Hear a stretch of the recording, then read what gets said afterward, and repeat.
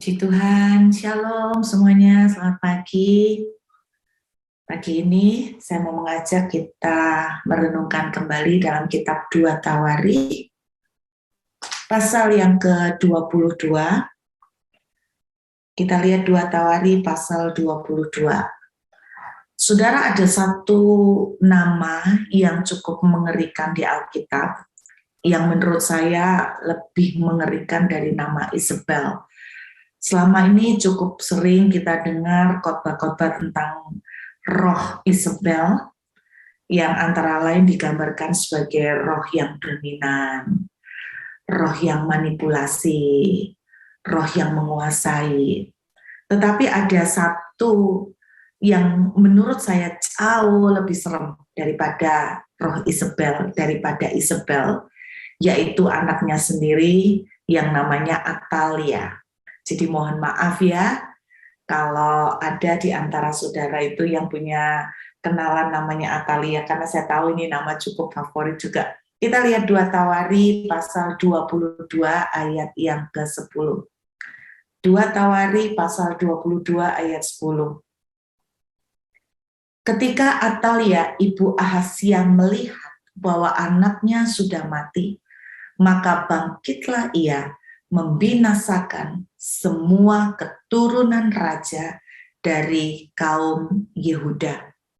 Saudara, jarang sekali nama ini dibahas.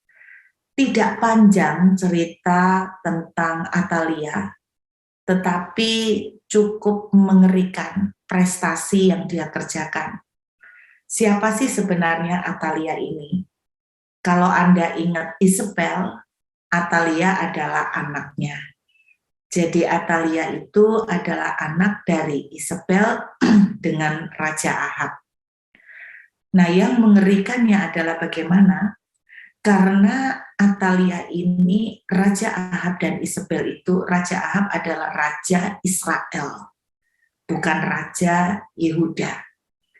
Jadi menurut saya kita perlu tahu paling tidak sedikit mengenai Ratu Atalia, karena dialah ratu pertama yang berasal dari raja dari Israel, dari keturunan raja-raja Israel Utara, tapi yang bisa menjadi ratu di Yehuda. Nah, saudara masih ingat ya, saya sering berbagi bahwa kerajaan Israel sejak zaman Salomo mati terpecah dua, Israel Utara dan Yehuda.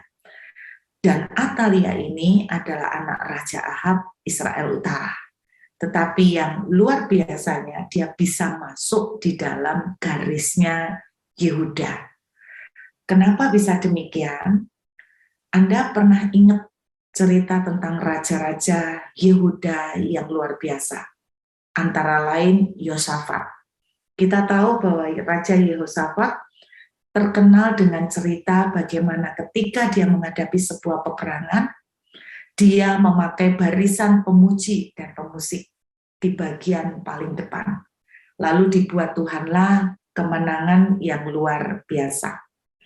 Nah, kalau saudara ingat lagi, di atasnya Raja Yosafat, ada raja yang takut akan Tuhan, yang saya pernah khotbahkan, yaitu Raja Asa.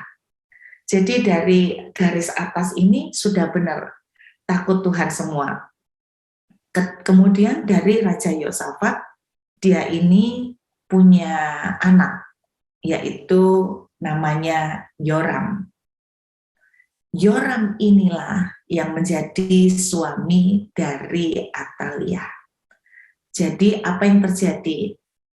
Ketika Yosafat itu punya niatan untuk menyatukan bangsa Israel, sepintas kita berpikir bahwa niatnya baik untuk menyatukan bangsa Israel.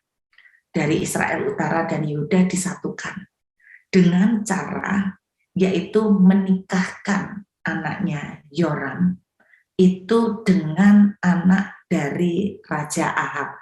Jadi ceritanya Yosafat ini besanan sama Ahab, saudara, besanan sama Isabel. Kemudian menikahkan anaknya dengan anak dari Raja Ahab, yaitu Atalia. Inilah cikal bakal asal mula kenapa Ratu Atalia ini bisa masuk di dalam garis Yehuda. Ada beberapa hal yang mau saya sharing pagi ini.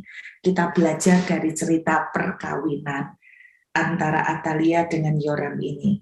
Kita lihat yuk dari kitab 2 Tawarikh ayat pasal 21, 2 Tawarikh pasal 21 ayat yang ke-6 dan ayat yang ke-7. Ini cerita tentang Raja Yoram ya. Ia hidup menurut kelakuan raja-raja Israel seperti yang dilakukan keluarga Ahab. Nah, Yoram ini Raja Yehuda, tapi tingkah lakunya menurut keturunan Raja Israel. Saudara, di seluruh keturunan Raja-Raja Israel tidak ada yang takut Tuhan. Semuanya jahat. Kita meneruskan sebab yang menjadi, perhatikan kalimatnya. Sebab, kenapa dia bisa menurut kelakuan Raja-Raja Israel? Sebab yang menjadi istrinya adalah anak Ahab. Ia melakukan apa yang jahat di mata Tuhan. Namun demikian, Tuhan tidak mau memusnahkan keluarga Daud. Oleh karena perjanjian yang diikatnya dengan Daud, sesuai dengan yang dijanjikannya, bahwa ia hendak memberikan keturunan kepadanya dan kepada anak-anaknya untuk selama-lamanya. Nah, hal pertama yang bisa kita pelajarin adalah begini, saudara. Ketika Yosafat punya niat untuk menikahkan Atalia dengan Yoram, niatnya adalah baik dengan tujuan untuk menyatukan bangsa Israel. Satu yang bisa kita tarik ya saudara, ternyata niatan yang menurut kita baik itu belum tentu yang terbaik. Apalagi bicara tentang pernikahan. Jangan sampai kita itu menjadikan pernikahan sebagai sebuah alat untuk menyatukan keluarga, untuk menyatukan perusahaan, untuk menyelamatkan warisan, untuk membesarkan kerajaan, company, dan sebagainya. Saudara, apa yang kita pikir baik belum tentu yang terbaik. Saya ingat tentang Roma pasal yang ke-12. Yuk kita lihat sebentar. Roma pasal yang ke-12. Berbicara tentang menemukan kehendak Tuhan. Roma pasal 12. Kita lihat ayat yang kedua. Roma pasal 12 ayat yang kedua. Janganlah kamu menjadi serupa dengan dunia ini, tetapi berubahlah oleh pembaruan budimu sehingga kamu dapat membedakan manakah kehendak Allah, apa yang baik, yang berkenan kepada Allah, dan yang sempurna. Yosafat punya sebuah idealisme yang luar biasa, yaitu punya kerinduan untuk menyatukan bangsa Israel. Saya pikir kerinduan ini luar biasa bagus. Nah, kadang-kadang kita itu juga punya idealisme untuk seperti Yosafat. Pernah enggak berpikir dalam kehidupan saudara, saudara itu punya idealisme mau membantu orang-orang miskin misalnya. Tetapi saudara, tahukah Anda bahwa seringkali apa yang kita pikir itu baik ternyata ujung-ujungnya itu merusak. Apa yang kita pikir bagus ternyata ujung-ujungnya itu malah menghancurkan. Berapa banyak kita itu karena belas kasihan, kita itu tanpa kita sadari kita tuh sering merusak orang lebih. Sebagai contoh, saya ini adalah orang yang paling nggak gampang, istilahnya gini, nggak tegaan. Tetapi seringkali karena kita itu nggak tega, kita itu ngasih bantuan sama orang, kemudian membuat orang itu menjadi kecanduan, membuat orang itu menjadi tidak mandiri, membuat orang itu menjadi aji mumpung. Hal-hal seperti itu bisa terjadi. Nah, saudara, berbicara tentang menemukan kehendak Allah, ada 3 level yang kita bisa lihat di sini, yaitu apa? Yang baik, yang berkenan, dan yang sempurna. Saya percaya bahwa pernikahan itu adalah baik. Amin. Karena ada firman Tuhan yang menuliskan ketika seseorang mendapatkan istri, itu adalah baik. Bukan cuma baik, tetapi bahkan berkenan. Tetapi seharusnya yang menjadi target saudara dan saya di dalam pengambilan keputusan apa saja, bukan hanya soal pernikahan, apalagi soal pernikahan. Maka kita bukan sekedar yang baik menikah, mendapatkan seorang istri itu berkenan, tetapi yang menjadi target saudara dan saya seharusnya adalah mencapai yang sempurna. Saya ingat sebuah cerita di Perjanjian Lama, yaitu tentang Abraham. Ketika Abraham itu pegawai-pegawainya berselisih dengan pegawai Lot, Abraham dihadapkan pada satu keputusan untuk memilih. Apakah dia akan terus bekerja sama dengan Lot atau dia akan memilih untuk berpisah, berdiri sendiri. Lalu saya masih ingat bagaimana Lot memilih tanah Sodom dan Gomora. Tanah yang bagus dan subur. Nah, ini yang menjadi naturalnya manusia. Sama seperti Lot, saudara dan saya dalam mengambil keputusan apapun soal kerjaan, soal kerjasama dengan orang, soal memilihkan sekolah, soal jodoh, apa saja. Seringkali yang menjadi bahaya buat kita adalah seperti Lot. Kita memilih apa yang indah menurut kita di depan mata. Lot melihat tanah Sodom dan Gomora sangat subur, sangat berlimpah. Itu kecenderungan yang terjadi pada manusia pada umumnya. Nah, pagi hari ini kita bisa belajar, jangan memilih sesuatu karena itu lebih baik. Jangan memilih sesuatu karena itu kelihatan bagus. Jangan memilih sebuah pekerjaan karena kelihatannya cuan. Berapa banyak orang yang pada akhirnya terjebak di dalam banyak money game, terjebak di dalam banyak utang, karena mereka seringkali melihat sebuah pekerjaan itu bagus, hitung-hitungannya bagus, idealismenya bagus, tetapi dalam prakteknya tidak berjalan seperti yang dihitung sebelumnya. Tuhan ngajarin saya sejak zaman dulu bahwa jangan memilih berdasarkan pilihan yang lebih baik. Nah, ini sebuah kata-kata hikmat yang selalu dikasih sama mentor saya ke saya. Jangan memilih karena pilihan yang lebih baik.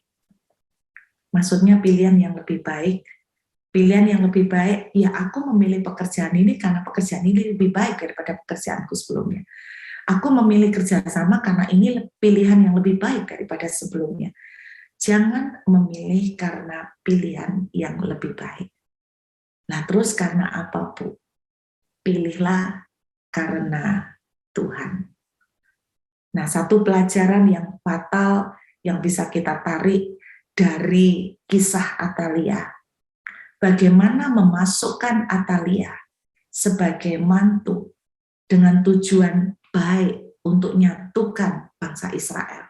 Yehuda dan Israel Utara bersatu untuk pertama kali. Tetapi ternyata masuknya Atalia itu ngeri. Menurut saya dia lebih ngeri dari Isabel. Kenapa? Karena kalau Isabel itu membunuh nabi-nabi Tuhan. Isabel membunuh hamba-hamba Tuhan. Kalau Atalia membunuh keturunan Yehuda. Wah, ini lebih serem. Dia mau menghabiskan semua keturunan Yehuda. Berarti dia mau menghabiskan keturunan Daud. Kalau dalam pemikiran saya, Isabel itu membunuh nabi-nabi Tuhan saja menurut saya. Tapi kalau Atalia itu mirip, saya ingat mirip dengan kisahnya Hitler. Kenapa? Karena Hitler mau bunuh semua bibitnya Yahudi. Hitler mau bunuh semua yang namanya benih Yahudi. Mirip dengan cerita dalam kisah Esther. Ketika Haman berniat untuk melakukan pembunuhan seluruh bangsa Yahudi. istilahnya keturunan ilahi mau dihabiskan. Makanya saya bilang bahwa Atalia ini lebih serem. Tidak panjang cerita yang dituliskan mengenai dia, lebih panjang tentang Isabel. Tetapi sepak terjangnya lebih jahat dan lebih mengerikan. Gara-gara sebuah pemilihan karena niat baik untuk menyatukan bangsa Israel. Makanya kita ini jangan sok, ya Bapak Ibu, jangan sok dalam tanda kutip menjadi seperti Tuhan. Kita ini mau tolong semua orang seperti Tuhan. Saya selalu ingatkan satu teman dulu pernah pelayanan, apa saja dilakukan pelayanan itu, karena hatinya itu tulus untuk mengasihi Tuhan. Sampai akhirnya dia burn out, dia terlalu lelah, dan akhirnya malah dia jatuh dalam dosa. Nah saudara, jangan berusaha menjadi seperti Tuhan. Kita ini harus mengakui bahwa kita tetap manusia yang terbatas, tidak bisa tolong semua orang, tidak bisa menghandle semuanya. Kita jangan pernah berusaha untuk bertindak menjadi seperti Tuhan. Jangan memilih karena sebuah pilihan yang lebih baik. Dengan idealisme kita mau bantu sebanyak mungkin orang, bagus sekali. Tetapi tidak semuanya yang baik itu berkenan, dan tidak semuanya yang berkenan itu sempurna. Jangan memilih karena pilihan yang lebih baik, tapi pilihlah karena Tuhan. Apalagi soal pernikahan bagi yang mau memilih mantu, saudara mesti hati-hati. Jangan karena keluarganya bagus, jangan karena keluarganya tok, tapi Anda harus lihat semuanya. Ada pro dan kontra di kalangan sekolah Alkitab dulu mengenai bibit, bebet, bobot. Mereka ada satu kelompok yang berkata, wah kita tuh harus terima orang itu apa adanya, jangan pilih-pilih dengan seperti bibit dan bebet dan bobot. Bagi saya sebuah pernikahan itu tidak bisa dijadikan sebagai sebuah pertaruhan, karena orang sekali menikah tidak bisa retur.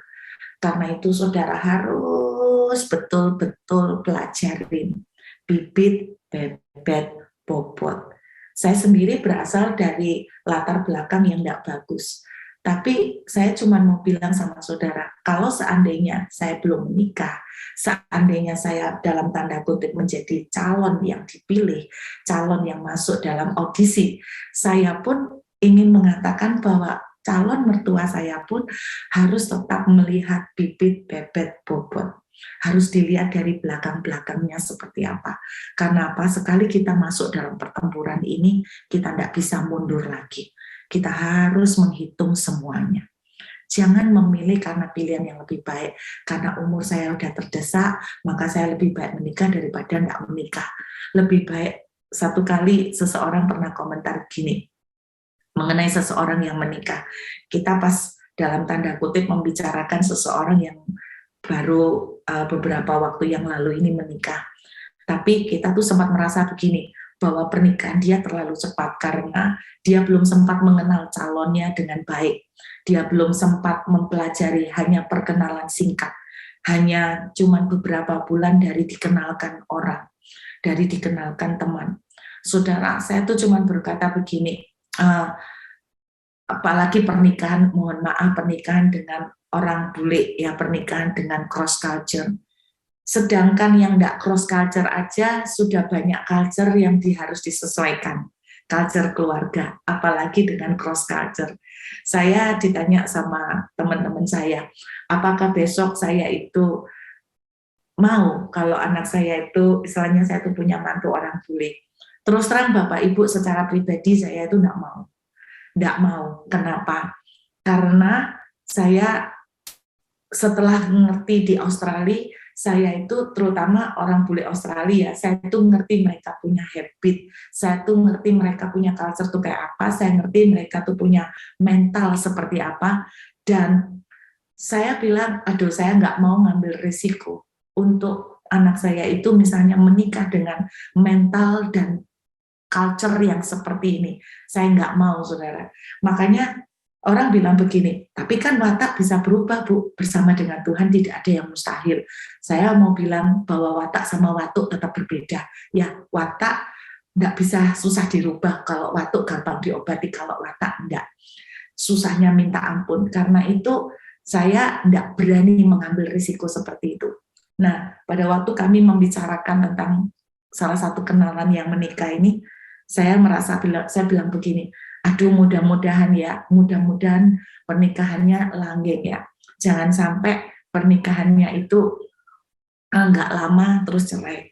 Terus seseorang nyeletuk gini, tapi buat dia itu lebih baik loh, lebih baik kalau dia tuh cerai tapi masih mengandung masih menyandang status janda daripada dia menyandang status perawan tua. Waduh, saya kaget ini sebenarnya. Lebih baik menyandang status janda daripada perawan tua. Kalau menyandang status janda kan paling enggak udah pernah laku katanya gitu. Saya tidak setuju. Coba tanya sama orang-orang yang pernikahannya berantakan, yang pernikahannya fail. Mereka pasti akan menjawab lebih baik jadi perawan tua daripada jadi janda. Mereka akan berkata lebih baik kalau gitu dulu saya tidak menikah daripada saya memaksakan karena umur. Saudara, hati-hati benar. Bibit bebek bobot itu dilihat benar. Saudara, satu kali ada seseorang wanita konseling sama saya, baru 3 bulan menikah sudah dijadikan sansak. Jadi ininya bengkak semuanya, giginya rontok karena dipukulin suaminya. Saya bilang gini, kenapa kamu kok bisa married sama dia? Dia bilang waktu kenal itu baik sekali Bu Ruth, dia tuh perhatian sekali sama papa mama. Setiap kali dia pergi, dia selalu bawain oleh-oleh buat papa mama ditanya, Ai, susu sudah makan belum? Dibawain mie goreng, dibawain capcay. Hati-hati ya, mama papa yang lagi cari mantu, jangan gampang-gampang disogok sama bakmi goreng, nasi goreng, capcay. Terus langsung papa mamanya kelenger bilang, ini baik, ini cotenya baik. Belum tentu saudara, masih bulan promosi ya. Kalau promosinya sudah habis, pasti sudah kelihatan aslinya. Jadi Anda harus betul-betul mempelajari bibit, bebek, bobot. Saya tidak tertarik ya dengan orang-orang yang kalau gaya cewek itu pakai mobil mewah, kalau gaya cewek pakai baju perlinting. Saya justru nggak demen yang model begituan, karena saya tahu kenapa mereka lakukan itu untuk nutupin yang di dalam, untuk nutupin. Jadi Bapak Ibu jangan tergiur karena mungkin mereka bawa mobil bagus, mewah, langsung kita kelepek-kelepek dijadikan calon mantu. Hati-hati semuanya ya. Jadi betul-betul pelajarin, cari kehendak Tuhan yang sempurna. Bukan cuma baik, bukan cuma berkenan, tapi yang sempurna. Saya pernah bilang begini soal memilih jodoh ya. Jangan cari karena dia tuh pelayanan. Jangan menikahi seseorang karena dia itu pelayanan. Kenapa? Karena satu saat dia bisa murtad dan tidak pelayanan lagi. Betul Bapak Ibu? Berapa banyak orang yang menikah yang tadinya pelayanan terus akhirnya setelah menikah mereka mulai undur. Jangan menikah karena dia pelayanan. Jangan menikahi seseorang karena dia itu baik. Karena hari ini baik, mungkin bulan promosi, belum tentu di hari lain dia tidak baik. Belum tentu dia tetap baik. Jangan menikah karena dia baik, jangan menikah karena dia pelayanan. Jangan menikah karena dia ganteng, karena suatu saat dia kecebur sumur juga jadi tidak ganteng, kecebur got juga jadi bisa cacat. Jadi jangan menikah karena pilihan yang lebih baik. Lalu pilihan karena apa? Pilihlah karena Tuhan. Karena Tuhan yang memerintahkan Anda untuk menikah. Karena Tuhan yang mendorong Anda dan saya untuk menikah dengan dia. Kembali ke pertanyaan bagaimana saya tahu, Bu? Bagaimana saya tahu bagaimana pilihan Tuhan? Saya bilang tidak gampang, tapi bukan berarti tidak mungkin. Di khotbah beberapa hari yang lalu saya pernah katakan bahwa cari betul-betul kehendak Tuhan. Kejar untuk mengerti kehendak Tuhan. Kejar untuk mengerti pimpinan Tuhan. Jangan bekerja karena pilihan yang lebih baik. Jangan milih kerjaan karena pilihan yang lebih baik. Saudara berkata, oh ini semua cuan. Orang bikin usaha ini loh jadi. Nah kita tuh seringkali tidak kreatif, ikut semuanya. Tapi pilihlah pekerjaan karena Tuhan yang kasih direction. Pilihlah karena Tuhan yang kasih pimpinan. Bu, apakah boleh saya kerjasama sama orang? Saya percaya bahwa kerjasama dengan orang itu baik, tapi belum tentu berkenan. Dan belum tentu Tuhan itu memilihkan saudara harus bekerja sama dengan orang itu. Itu adalah pilihan yang sempurna. Jadi Saya mau katakan cari kehendak Tuhan. Amin. Supaya apa? Supaya kita menghindarkan hal-hal yang tidak perlu. Dan hal yang lain yang bisa kita tarik dari cerita tentang Atalia yang amazing adalah begini. Dia ini berusaha untuk menghancurkan keturunan Yehuda. Tetapi ada aja caranya Tuhan. Itu untuk menjagai Daud dan keturunannya. Di dalam 2 Tawari pasal 22, di ayat 11 dikisahkan, ada seseorang yang dipakai oleh Tuhan untuk menyelamatkan keturunan Yehuda. Di ayat 11, ada aja caranya orang Tuhan pakai seseorang untuk menyelamatkan keturunan Yehuda. Satu yang bisa kita pelajarin begini, bahwa sekalipun, ini bahasa ironisnya itu gini, sekalipun ada keputusan yang salah, yang mengerikan, yang diambil oleh Yosafat, yang hampir mengancam punahnya keturunan Yehuda. Tetapi ketika Tuhan berjanji, Tuhan sanggup menjagai apa yang Dia janjikan. Sekalipun keputusan yang diambil Yosafat salah, tetapi apa yang Tuhan janjikan, Tuhan sanggup untuk menepatinya. Tetapi bukan berarti bahwa kita dengan gampang mengambil keputusan yang salah, lalu berkata Tuhan sanggup menjagai apa yang Dia janjikan. Hal pagi ini yang saya mau simpulkan. Yang pertama, jangan ambil keputusan karena pilihan yang lebih baik. Tetapi ambillah keputusan karena Tuhan. Dan yang kedua, kalau Tuhan sudah berjanji, seserusak apapun, sehancur apapun, Tuhan akan bisa tetap menepati janjinya. Kalau hari ini saudara menerima janji Tuhan, dan keadaan yang terjadi di depan hancur, bukan cuma 180 derajat sudah terpisah, tapi benar-benar seperti dari timur ke barat. Sesulit apapun, mustahil apapun, serusak apapun kondisi yang ada, kalau Tuhan sudah janji, ya dan amin. Kalau Tuhan sudah janji, pasti akan digenapi. Amin. Jadi jangan putus asa, kalaupun hari ini keadaan seperti timur dari barat, jauh banget dari apa yang Tuhan janjikan. Tuhan sudah janji, pasti Dia akan menggenapi.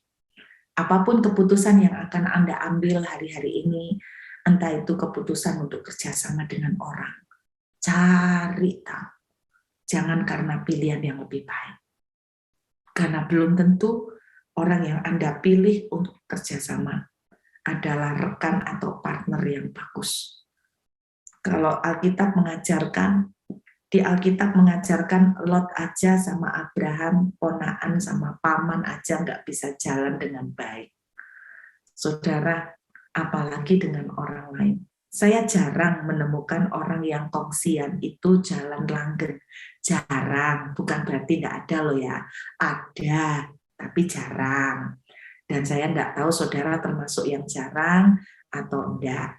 Tapi saya berharap apapun yang Anda ambil sebagai keputusan hari ini, pilihlah karena Tuhan.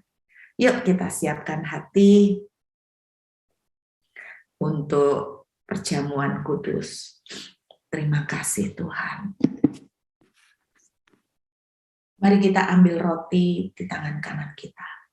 Kami mengucap syukur pagi hari ini Bapa buat kebaikan dan kasih setiamu serta anugerahmu buat kami. Bapa terima kasih untuk tubuh yang telah dipecah-pecah buat kami. Saat kami makan roti ini, kami percaya di dalam nama Yesus, kami telah ditebus, kami telah disembuhkan, kami memiliki tubuh yang baru yang sehat di dalam Kristus. Terima kasih Bapa, dan kami makan dengan iman percaya pagi hari ini. Dalam nama Tuhan Yesus, mari kita makan dengan iman. Haleluya.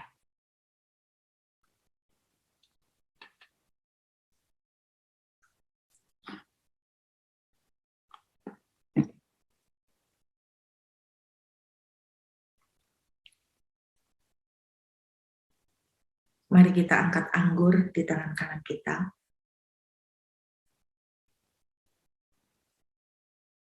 Inilah darah perjanjian baru yang ditumpahkan bagi kami.